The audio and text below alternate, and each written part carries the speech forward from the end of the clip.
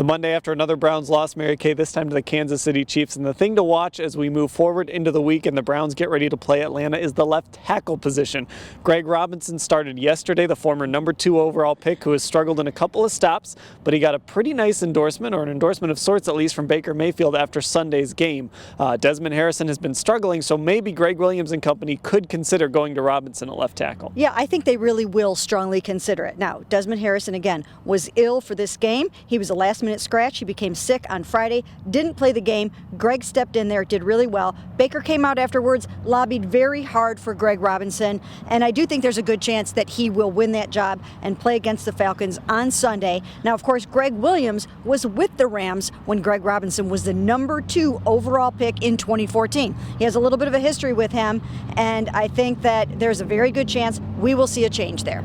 A little bit of a career renaissance maybe for Greg Robinson as he tries to recover from the failures, of course, with the Rams, and then also was with Detroit last year and was still available in June when the Browns were able to sign him. So it's a long shot, but this team will do what they need to do to try and protect Baker Mayfield at least over these last 7 games. Now, we also talked to Duke Johnson today, and he had a breakout game yesterday. 9 targets, 9 catches, got in the end zone 2 times, and it was kind of a reminder that this is what happens when you get Duke Johnson the ball.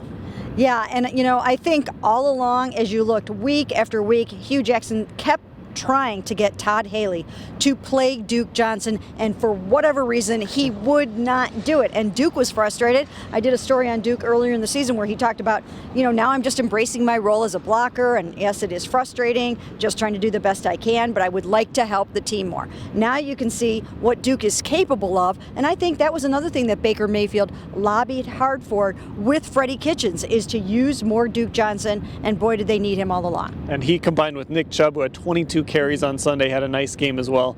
They might have a nice little combination here for the remainder of the year. And of course, injuries, we need to talk about those, even if Greg Williams didn't want to talk about them a lot today. Denzel Ward left yesterday's game with a hip injury. EJ Gaines, another concussion. That's the second one in 3 weeks now for Gaines. So there are some concerns, at least right now, in that secondary. Oh, and we also don't know the status of Demarius Randall yet.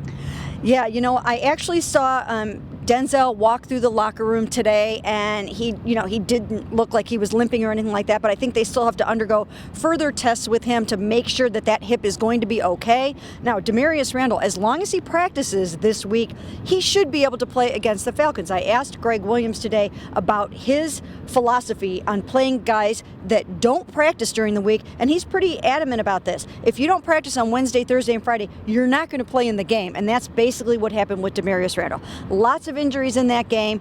Hopefully they can get some of these guys back for this week, but it's up in the air at this point. Yeah, issues at linebacker as well, because Christian Kirksey left that game yesterday. We still don't know when Joe Schobert's going to be back. Both of them are dealing with hamstring injuries. That leaves Jamie Collins as someone who has started for this team at least before, but then you're looking at Tanner Vallejo, Ray Armstrong. These are names that Browns fans don't really know, so the linebacking core getting thin as well. We'll cover the week leading into the Atlanta game. Everything you need to know at cleveland.com/Browns.